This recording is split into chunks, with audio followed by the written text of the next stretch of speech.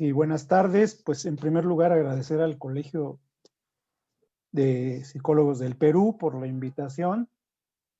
Y bueno, lo que voy a presentarles, como ya se mencionó, son eh, pues lo que de alguna manera se ha venido desarrollando en México en relación a la atención y apoyo psicológico durante pues esta pandemia que es a nivel mundial y que pues estamos padeciendo todos. Bueno, ya me hicieron la presentación y de lo que va a tratar la conferencia es de estos 5 puntos que les presento. Y en el caso de los primeros 2 me voy a ir un poco rápido debido a que solo sirven para contextualizar lo que ha venido ocurriendo en México. Comentarles que a diferencia de Perú o de Colombia o de otros países de Latinoamérica, en nuestro caso no existe un colegio que regule toda la actividad que realizan las psicólogas y psicólogos en mi país. Existe lo que es la Federación Nacional de Colegios, Sociedades y Asociaciones de Psicólogos de México, la FENAPSIME, que es la que tiene una mayor presencia a nivel de la República Mexicana. Lo vamos a ir viendo más adelante, y que precisamente fue la que se encargó de organizar, junto con otras instituciones y con el gobierno mexicano, algunas de las acciones que se han venido desarrollando, y al final hablaré de lo que estamos haciendo, no solo en la federación, sino también en la universidad en la que yo laboro, que es la Universidad Autónoma Metropolitana, en uno de sus campus. Entonces, sin más preámbulos, vamos a dar inicio.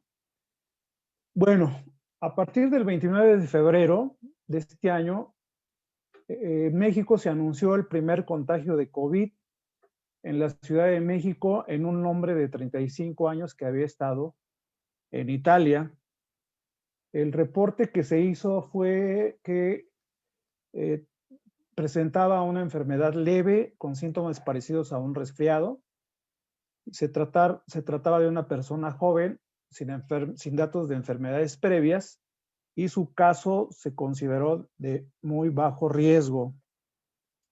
Posteriormente, la Secretaría de Salud, en otros lados se llama ministerio, en una rueda de prensa por la tarde, señaló, bueno, esas ruedas de prensa se han hecho desde esa fecha hasta la actualidad, que se confirmaron 2 casos más, uno en la Ciudad de México y otro en el estado o departamento que se denomina Sinaloa. De manera que para la noche del viernes 28 de febrero se confirmaban los 3 primeros casos de COVID en México. Hasta el 16 de marzo de este año, el gobierno mexicano anunció medidas de reforzamiento para la prevención del COVID-19. A partir de esa fecha se emitieron notas informativas ya de forma específica, y también el gobierno emitió anuncios en los que se aclaraban los términos y lineamientos respecto a que se entraba en cuarentena, había el cierre de negocios y lugares de carácter público para así evitar la propagación del virus. El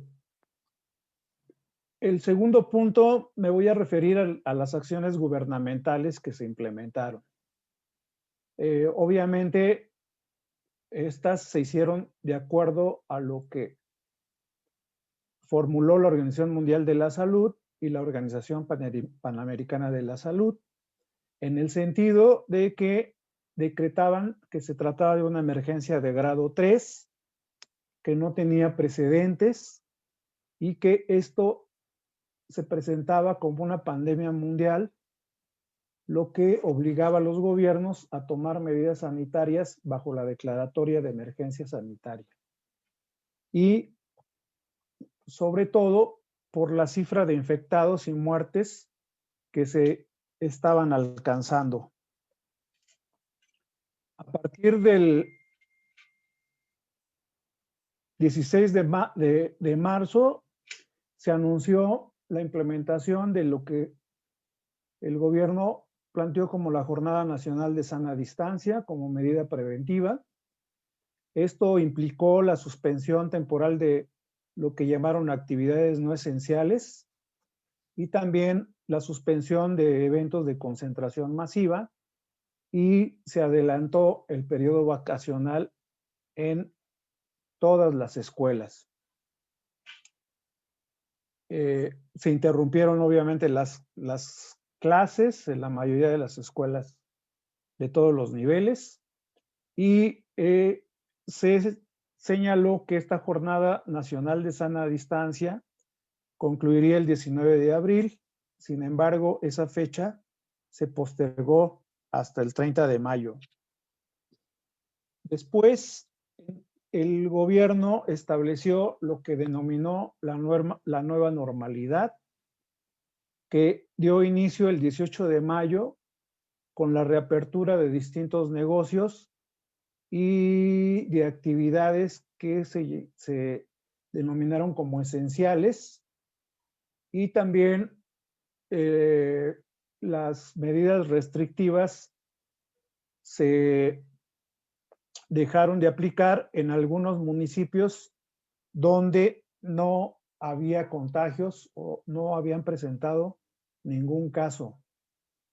En estas localidades se dejó, como ya lo mencionaba, la cuarentena, y se podía regresar la población a sus actividades cotidianas, pero todo esto bajo la supervisión del gobierno a través de la Secretaría de Salud y también de las secretarías de salud de cada uno de los estados del país. Sin embargo, debido a las circunstancias de contagios detectados a lo largo de esas semanas, esta medida se pospuso hasta el 6 de junio, o sea, casi un mes. Para el 29 de mayo se anunció la implementación de un semáforo epidemiológico para evaluar el incremento de crecimiento de la pandemia, y con ello la intensidad de la misma, utilizando los colores conforme a la situación que se presentaba. Los colores de ese semáforo, que ahorita los vamos a resumir.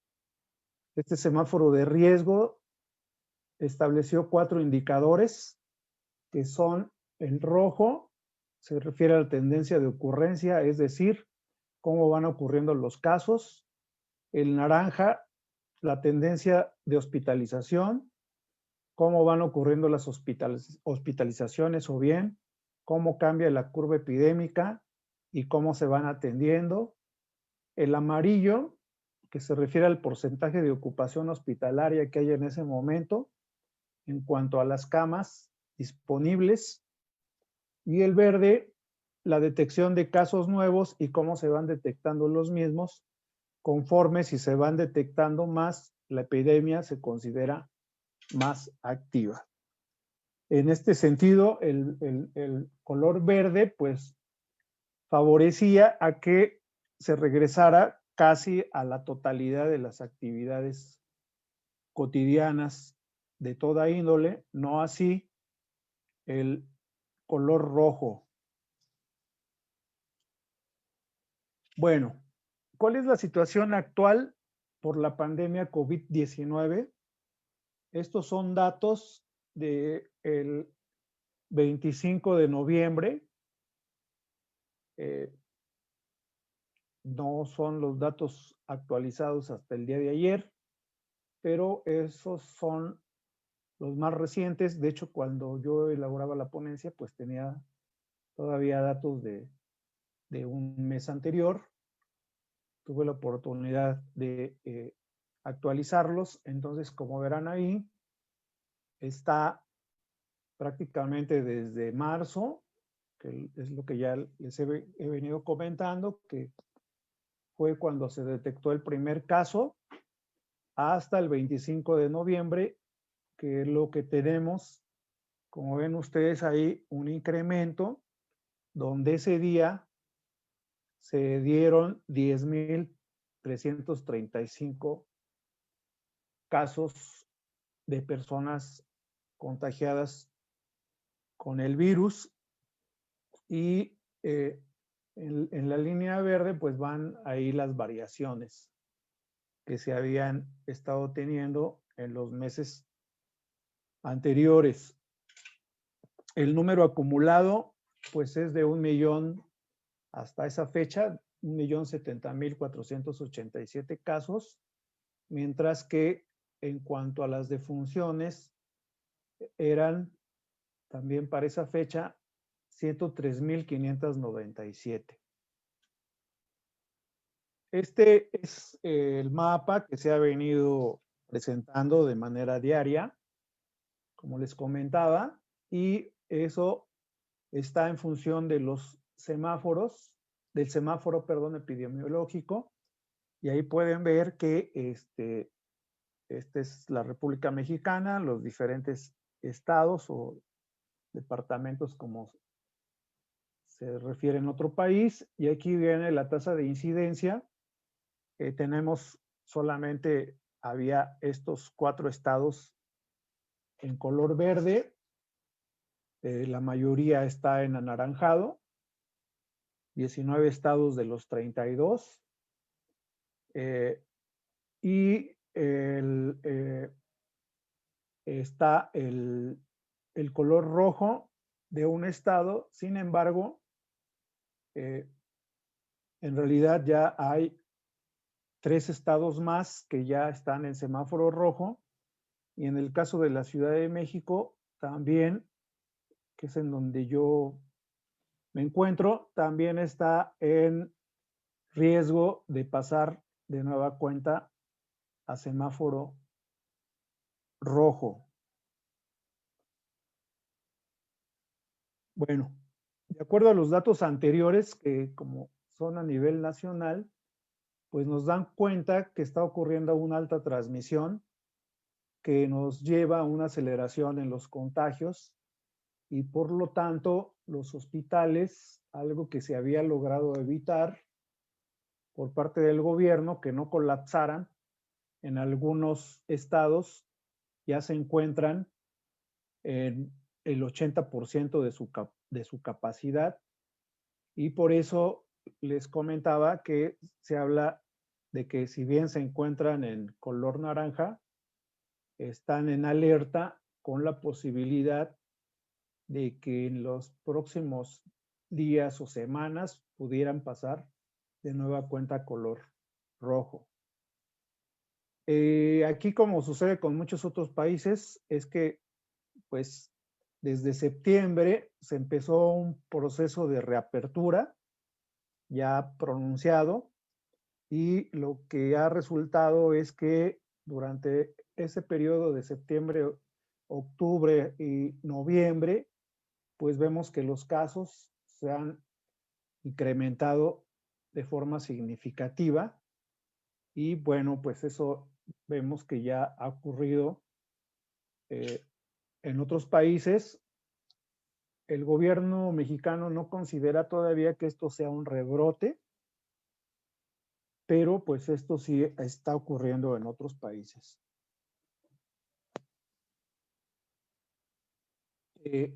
Aquí es importante señalar que del total de los casos confirmados, de acuerdo a las cifras que les acabo de comentar, podemos ver que las personas recuperadas representan el 80%. Digamos que es un dato hasta cierto punto alentador, pero en el caso de la Ciudad de México, el registro que se tenía hasta esa fecha eran de 196,819 casos positivos y 17,259 muertes. Y en lo que fue los últimos días, se estimó que hubo 16,273 personas contagiadas, lo cual es una cifra que solo se había llegado a presentar en los meses de mayor incremento, que fue sobre todo el mes de mayo, junio y julio, pero sobre todo el mes de mayo. Otro dato importante es que los fallecimientos sí han disminuido y en general se ha mantenido una tasa de letalidad del 4% y durante todos estos meses que lleva la pandemia, el promedio ha sido de 10%, pero sí cabe precisar que es el promedio actual, es del 4% a nivel nacional. Y otro elemento importante a considerar es que el hecho de que haya disminuido las personas fallecidas obedece a que ahora las personas que presentan casos positivos activos, pues son atendidas y están respondiendo más a los tratamientos que se les aplican. De ahí que se haya incrementado el porcentaje de personas recuperadas, cosa que no sucedía antes. Aquí hay un aspecto importante que debemos de considerar a la hora de hacer las intervenciones, porque de un estudio preliminar realizado por el Centro Regional de Investigaciones Multidisciplinarias, que pertenece a la Universidad Nacional Autónoma de México, a la UNAM, que se publicó este año, muestra la relación que hay entre el nivel de escolaridad y la tasa de mortalidad por COVID-19 en México. Y de ese estudio apunta a la existencia de un perfil de mortalidad asociado a algunas condiciones demográficas y socioeconómicas. O sea, dicho en otras palabras, ¿quiénes son los que mueren? Los que fallecen, pues son las personas menos favorecidas económicamente y en términos del nivel educativo. En este sentido, el estudio indica que el 71% de las personas fallecidas por COVID-19 tienen como escolaridad máxima la primaria o ningún grado de estudios. También señala que el 84% de las muertes por este padecimiento se encuentran en personas jubiladas, amas de casa o personas que laboraban en el sector público. Como vemos, pues esto nos da un cuadro que es característico de México, porque más del 60% de la población económicamente activa se encuentra en el sector informal. Y como vemos, a partir de este estudio, aunque es preliminar, insisto, pues nos indica que quienes están más expuestos a contagiarse y a fallecer, pues son personas que tienen que trabajar diariamente, porque el dilema es entre vivir o sobrevivir o morirse. Entonces, esto sí, pues dibuja una situación bastante difícil, bastante dramática. Bueno, vamos a pasar ahora a lo que ha sido la organización de los profesionales de la psicología para la atención y prestación de servicios psicológicos a la población ante el COVID-19. Con base en el documento elaborado por la Secretaría de Salud, Lineamientos de Respuesta y de Acción en Salud Mental y Adicciones para el Apoyo Psicosocial, ha sido importante este documento, nos ha servido como referente, dado que en este documento, lo cito, se plantea lo siguiente: en las crisis epidemiológicas se incrementa el riesgo de problemas de salud mental a causa de las medidas de aislamiento, restricción de movilidad y disminución en el contacto físico directo. Las personas que pasan tiempo en aislamiento pueden mostrar síntomas de depresión grave y síntomas relacionados con el estrés postraumático hasta 3 años después. O sea que la tarea que tenemos por delante no solo es la atención a lo que está ocurriendo, sino que esto se va a prolongar por varios años. La separación de los seres queridos, la pérdida de la libertad, la incertidumbre sobre el estado de la enfermedad y el aburrimiento pueden causar efectos psicológicos adversos, conductas de evitación, de confusión, de frustración y de enojo, incluidos los síntomas de estrés postraumático que podrían escalar hasta el suicidio. De hecho, algunos investigadores han sugerido que a mayor duración de la cuarentena, es algo que ya está ocurriendo, se intensifican los temores mismos que pueden provocar efectos negativos duraderos. Por todo esto es importante apelar a la participación social activa y recordar a la población que un esfuerzo individual solidario beneficia a la colectividad.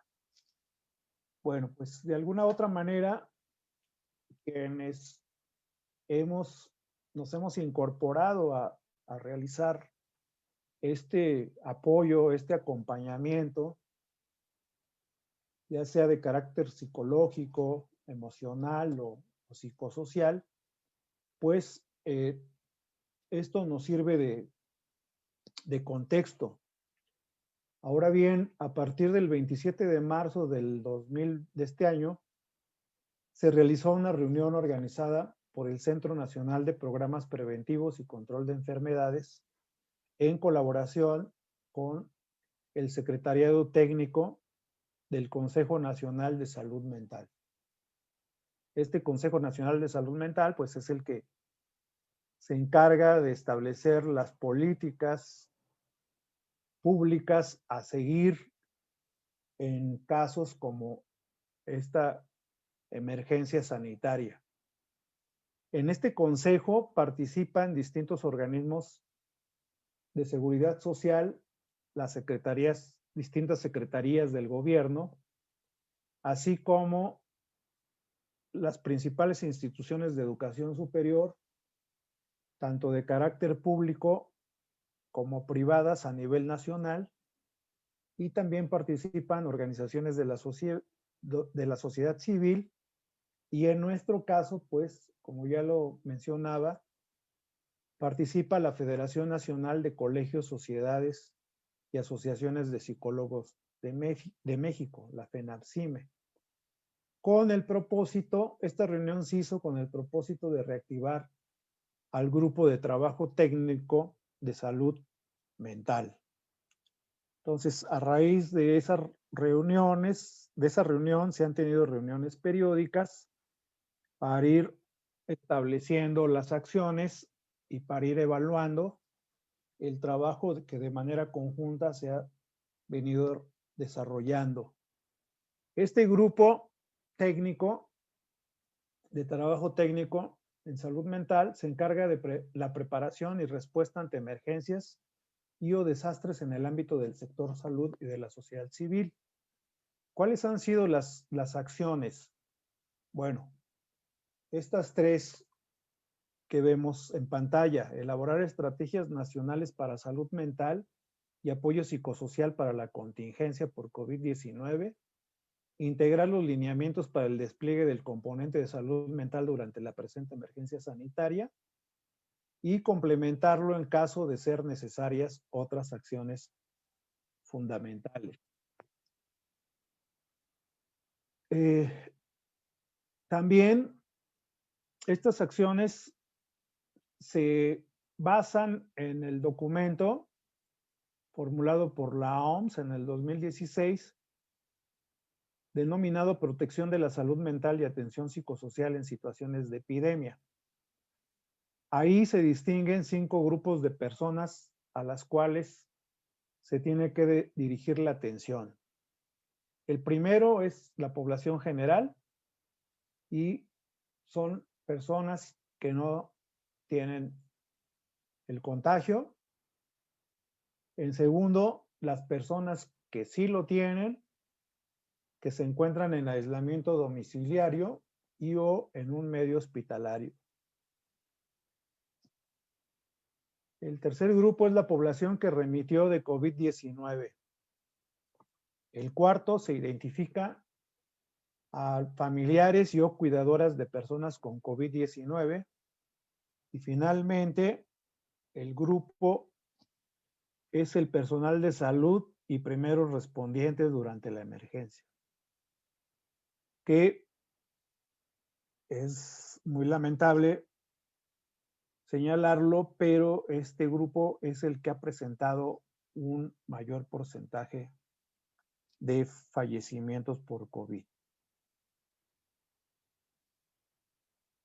Entonces, pues algo no se está haciendo de manera adecuada porque este grupo es el de mayor riesgo, es el que está más expuesto y es el que pues se ha hecho poco por parte del gobierno mexicano para pues que no ocurra este porcentaje tan elevado que presenta. Bueno, además de estos grupos, las actividades esenciales consideradas y que se han realizado son las siguientes. Principios de atención psicosocial que promuevan la salud mental de las personas. Proporcionar la primera ayuda psicológica y la intervención en crisis según sea el caso. Más adelante me voy a referir a esto de la primera ayuda psicológica. Tercero, proporcionar psicoeducación para el cuidado de la salud mental durante la Jornada Nacional de Sana Distancia y la restricción de movilidad. El cuarto es establecer mecanismos de referencia de pacientes al personal especializado en salud mental. Y quinto, atender la salud mental de sobrevivientes, de familiares y del personal respondiente a la emergencia. Y bueno, esto me va a dar paso a la parte final de la conferencia, que tiene que ver con la manera en que se hizo la organización de los servicios psicológicos por parte de la Federación Nacional de Colegios Asociaciones de Psicólogos de México, FENAPSIME, en la que yo participo, además de la universidad en la que laboro. Bueno, la FENAPSIME tiene presencia en 24 de los 32 estados de la República Mexicana. Es la que tiene una mayor representatividad del gremio de las psicólogas y psicólogos y es una de las organizaciones, como ya lo había mencionado, que participan en las acciones que realiza el Grupo de Trabajo Técnico de Salud Mental y del perteneciente al Consejo Nacional de Salud Mental, CONSAME. En este caso, la federación se organizó en 8 regiones a nivel nacional, En cada una de ellas participan varios colegios, sociedades y asociaciones profesionales, quienes a través de distintas modalidades, vía telefónica y o mediante sus páginas web o a través de las redes sociales, particularmente Facebook y Messenger, brindan lo que se denomina la primera ayuda psicológica, o PAP por sus siglas, que consiste en orientar a las personas a reflexionar sobre el hecho de la pandemia, si presentan síntomas o están enfermos o qué efectos puede tener para la persona y cómo enfrentar el proceso a seguir. Se trata de orientaciones de carácter muy práctico que buscan proveer la información necesaria para cada una de ellas, cada caso es diferente, y que contribuyan a resolver los problemas inmediatos para de ser necesario continuar con el proceso médico.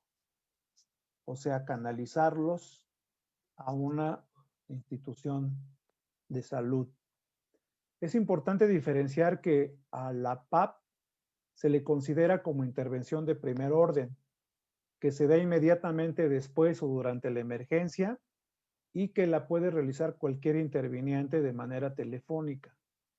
Mientras que a la intervención en crisis se le denomina como intervención de segundo orden, que se da semanas después de la emergencia, ambas por parte de un profesional de la salud. De manera que las sesiones que se les brinda a las personas son en principio 3 para hacer una valoración y máximo 5 sesiones cuando estamos ya seguros de que no tienen ni síntomas de presentar contagio, ni síntomas que que muestren algún padecimiento o trastorno mental. En ambos casos se canalizarían a una institución hospitalaria. También es importante señalar que se realiza la aplicación de un tamizaje en salud mental elaborado por la Facultad de Psicología de la Universidad Nacional Autónoma de México y precisamente se hace con la colaboración de entidades que integran a la FENAPSIME a través de psicólogas y psicólogos voluntarios. En algunos casos se hace las 24 horas del día y esto se hace en los estados del país en donde tiene presencia la federación. Este es la presentación del tamiz que se hace. Este es si hay oportunidad, a ver si lo podemos luego abrir para que lo conozcan. Se llama Mi Salud. Y entonces ahí, una vez que las personas leen esto, se despliega para público en general, para personal universitario y para personal de salud. Y una vez que la persona entra, ya se les van haciendo las preguntas correspondientes al tamizaje para descartar o corroborar si las personas tienen síntomas asociados a el COVID o si tienen sintomatología que nos indique que están cursando por algún padecimiento. Bueno, todas estas acciones de apoyo y atención descritas, denominadas como PAP, van dirigidas a la población y una vez valoradas por los profesionales, psicólogos voluntarios, permite que con base a los siguientes criterios se les canalice a servicios especializados. Y aquí es lo que ya les venía comentando. ¿Cuáles son? Presencia de síntomas persistentes y o agravados que no se han aliviado con las medidas iniciales ni a través de las intervenciones a distancia, sea telefónica o en línea, exacerbación de síntomas que evidencien padecimientos psiquiátricos como depresión severa y o ansiedad, manía, psicosis, trastorno obsesivo compulsivo y del espectro, trastorno por estrés postraumático, entre otros, con o sin tratamiento que requiera una nueva valoración y ajuste de medicamentos. Presencia de dificultades marcadas en la vida familiar, laboral o social, aparición de síntomas psicóticos, de episodios de manía, de agitación psicomotriz severa, de autolesiones, de ideación o conducta suicida, o consumo problemática de sustancias psicoactivas, así como de alcohol y de tabaco. Sin embargo, hasta ahora, pues la atención que se ha brindado son datos de hace 2 meses, pero hasta la fecha tenemos atendidos como alrededor de 1,100 personas, que es muy poca lo que se ha podido atender, de las cuales, como lo vemos en la gráfica, la mayoría son mujeres que representan cerca del 70% y de hombres cerca del un poquito más del 30%. Y aquí en la gráfica vemos los grupos de edades y como veremos, la gráfica es mucho mayor en las personas adultas mayores de más de 61 años y en los jóvenes de entre 19 y 25 años. Esta gráfica lo que nos presenta es la sintomatología a partir de las llamadas que se han atendidas, que se han atendido. Vemos que la gran mayoría, el 34% es por ansiedad, después es depresión, a veces es asesoría porque son otras problemáticas que no tienen que ver ni con el COVID, sino ya de otro índole, miedo, violencia, estrés, a veces también hablan por conflictos de pareja, trastornos de sueño, problemas familiares y bueno, pues no hay que perderlo de vista, pero sí hay un 2% que reporta ideación suicida, lo mismo que en el caso de duelo. Entonces, estas acciones para el apoyo emocional y psicosocial que se han realizado por la Federación, la FENAPSIME, conjunto con el CONSAME, con otras instituciones de salud y también organismos sociales, se han realizado a través de Línea de la Vida, que es la ayuda telefónica que está para funcionar a nivel nacional.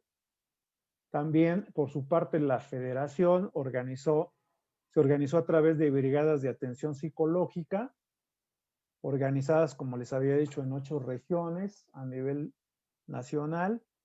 Ahí aparece la región noroeste, la región noreste, la región oeste, región este, región centro-norte, región centro-sur, que incluye ahí a la Ciudad de México y a otros 2 estados del país, la región suroeste y la región sureste. Y algunos de los organismos que integran la FENAPSIME que han estado trabajando, pues son los que ven ahí. Como verán, una buena parte son colegios, porque por la ley que tenemos en el país, en cada estado se pueden crear colegios de psicólogos y psicólogas, o también incluso hay colegios que funcionan por ciudad. Y también han colaborado la Asociación de Egresados de Psicología Social, de la que igual formo parte, y así como sociedades de egresados de algunas licenciaturas en psicología social, como el caso de la Universidad de Guadalajara. Ya para concluir, nosotros estamos trabajando en la universidad y conjuntamente con otras universidades públicas, nuestra propia plataforma, que estamos desarrollando un sitio para la evaluación psicológica al estrés por COVID. Creemos que es una cuestión importante. Estamos ya probando.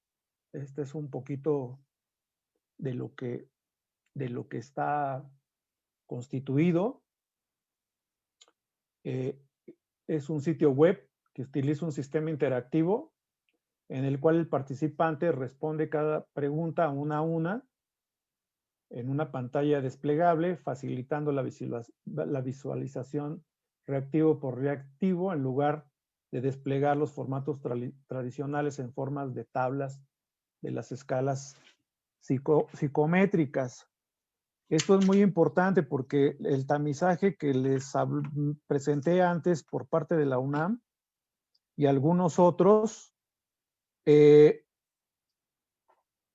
realiza obviamente a través de la autoaplicación, pero el sistema no le indica a la persona qué área se esté explorando. Y al terminar la evaluación, solo se emite una valoración general sin otorgar un diagnóstico preciso de cada área. Esto en lo que estamos trabajando busca valorar 4 áreas mediante escalas muy breves, ya validadas, que van estas áreas son temores, tristeza, preocupación y estrés. Y cada escala se presenta por separado. El usuario puede elegir cuál realizar y además al finalizar las respuestas a cada instrumento, le va a otorgar un resultado preciso por esa área. Cuando la persona obtenga un puntaje desfavorable en alguna de las áreas o en todas, se le va a través del propio sistema a sugerir algunas recomendaciones. Y ya para terminar, bueno, les puedo decir que algunas de las escalas que se van a incluir son la escala de afecto positivo y afecto negativo, conocido como PANAS, el cuestionario de miedos al COVID, que se realizó de manera reciente por un grupo de investigadores, el cuestionario de salud del paciente, _4, conocido como PHQ-4, el cuestionario de apoyo social de MOS, el inventario de ansiedad geriátrica, versión corta, GAISF, escala de trastornos de estrés agudo, escala de estrés postraumático, cuestionario de salud del paciente-2, el PHQ-2, y el inventario de depresión de Beck 2. Bueno, pues con eso concluyo. Y como les comentaba, pues esto es un trabajo que lo estamos haciendo a través de un grupo interdisciplinario con la Facultad de Ingeniería y Enfermería de la Universidad Autónoma de Querétaro y nosotros en la Universidad Autónoma Metropolitana. Me parece, bueno, perdón, esta última diapositiva me faltó, que es los diagramas de los protocolos de evaluación psicosocial de estrés al COVID, tanto para un adulto joven maduro como para adulto mayor. Creo que no se ven mucho, pero bueno, es de alguna manera lo que les acabo de comentar, que es con base a las escalas. Pues de mi parte les agradezco mucho la atención y pues si hay tiempo para alguna inquietud, pregunta, Adelante. Ok, buenas tardes, ok, doctor Vázquez, vamos a ver si hay una ronda de preguntas, vamos a revisar.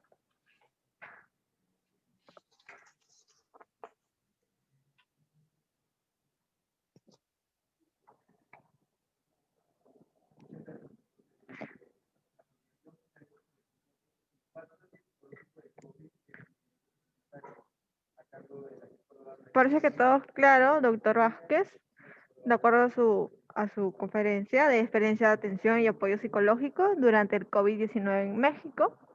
Más bien le da una retroalimentación, que es una interesante ponencia, la cual usted ha realizado. Me parece muy bueno a los espectadores que han estado viendo la transmisión en vivo por el canal en YouTube y también por la transmisión en vivo en la página del Facebook del Colegio de Psicólogos también.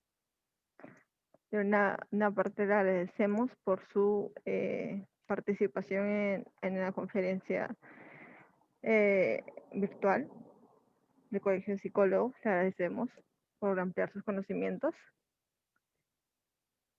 Pues de igual de parte mía, de nuevo cuento un agradecimiento al Colegio de Psicólogos del Perú, con el cual pues hemos compartido en diferentes momentos intercambios. Y creo que justamente una de las cuestiones que pues incrementa estos problemas en la salud mental de nuestras poblaciones, pues es justamente el que estemos sometidos ahora a estas formas de interacción, ¿no? En donde pues solo oigo la voz de la colega y uno se ve aquí mismo y no podemos ver pues las respuestas verbales, no verbales del auditorio y de los colegas que nos acompañan, ¿verdad? Entonces nos hemos tenido que ajustar a estas formas y que hacen bastante difícil y por supuesto que eso genera más estados de ansiedad para todo el mundo. Digo, aparte del encierro y aparte del aburrimiento y como mostraba en una de las gráficas, cómo esto está incidiendo fuertemente sobre todo en estos grupos de edad que es de jóvenes, porque pues se privan de poder estar en contacto con la vida social, los amigos, las amigas, la propia ir a la universidad o simplemente a la escuela, y todo eso va generando pues toda una olla de presión que de pronto pues ahora lo que estamos viviendo pues son comportamientos de riesgo y de pues borderline, en donde de pronto la persona ya está con cierto hartazgo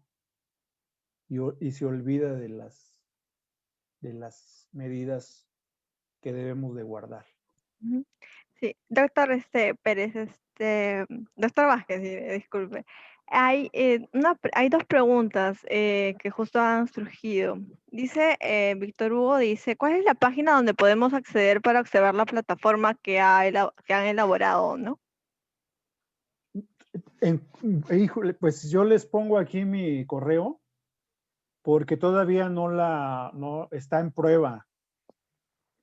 Entonces, si gustan, ¿dónde va esto? Perdón. Claro, o sea, lo puede poner en el chat del Zoom. En el chat. Sí, y yo ya lo paso por aquí, por transmisión Sí, en vivo por YouTube, por el canal de sí, YouTube. porque ahorita está en prueba. Todavía, cuando ya esté, con todo gusto, les proporcionamos aquí se lo envío. Ujú. Este es el correo. Ok. ¿Listo? Para que se lo hagan llegar y lo que sí está funcionando es la de tamizaje de la UNAM que les mencionaba y lo pueden encontrar como Mi Salud salud. Y así lo buscan como tamizaje en salud mental por COVID-19, UNAM. Doctor Vázquez, acá hay una pregunta de Nila Pajuelo que dice, ¿cómo manejar el estrés del adulto mayor en esta emergencia sanitaria? Pues muy interesante, interesante pregunta. Nosotros tenemos un programa que está dirigido a adultos mayores y a cuidadores, y justamente uno de los aspectos que trabajamos es lo del estrés. Efectivamente, la población más agobiada por esta situación también son los adultos mayores. Para todo el mundo es importante el contacto. Para ellos, el platicar con sus vecinos, sus amigos, sus conocidos y también con sus familiares es un elemento clave para el mantenimiento de su salud, tanto física como mental. Entonces nosotros hemos tenido que mudar a hacer todo esto a través de apoyo telefónico. Particularmente, yo en la universidad trabajo ese programa atendemos a 100 adultas y adultos mayores, y lo que hacemos para el manejo de estrés son técnicas de respiración. Usamos tanto la técnica de respiración profunda como la técnica de respiración diafragmática, y utilizamos también algunas técnicas cognitivo-conductuales. Una de ellas se llama Mi Lugar Seguro, donde a través del apoyo telefónico se le relaja a la persona. Y hay otro ejercicio que eso se les sugiere para que lo hagan en casa, que en la parte más cómoda, que sea para que ellos consideren, se llama la actividad Un Minuto para Mí, donde ellos se sientan, se les da las indicaciones para que se relajen y se den ese tiempo para ellas, y que no piensen en ninguna otra ocupación, actividad, problema. Entonces son actividades guiadas que nos han dado bastantes resultados positivos. Hay una mejoría y evidentemente pues aplicamos, como ya lo mencionaba, alguna evaluación de estrés al principio y al final. De manera presencial hacíamos mediciones de termográficas, también con una tecnología que ha sido desarrollada aquí en México con una tablet para medir su temperatura periférica y ver de qué manera, bueno, ver si la persona efectivamente se relajó, porque cuando hay más estrés, la persona su temperatura es fría, y cuando se reduce el estrés, se calienta y la temperatura aumenta, y eso lo podemos ver de forma inmediata. Muy bien, doctor Vázquez, muchísimas gracias por esta ponencia, por esta excelente ponencia, ¿no? Sobre esta experiencia de atención y apoyo, ¿no? En esta nueva perspectiva, ¿no? Que tenemos en nuestro país, en otro país, ¿no? Como México, ¿no? Muchísimas gracias por compartir sus conocimientos, ¿no? Y también la perspectiva, ¿no? Como doctora allá en México, como psicólogo allá. Muchísimas gracias. Damos también agradecimiento de parte del Colegio de Psicólogos y esperamos tenerlo en otra ocasión también. Sí, de hecho, como comercial va es que acá tenemos una hora menos, pero va a haber un taller que trata sobre adultos mentales, y es la última actividad del día. Sí. Y también está programada aquí en esta misma sala, ¿no? La Walter. Sí, el taller de trabajo psicosocial con sus cuidadores y adultos mayores, nuevas formas por COVID-19, por el doctor Vázquez Hoy. Bueno, ahí los esperamos. Muchísimas gracias.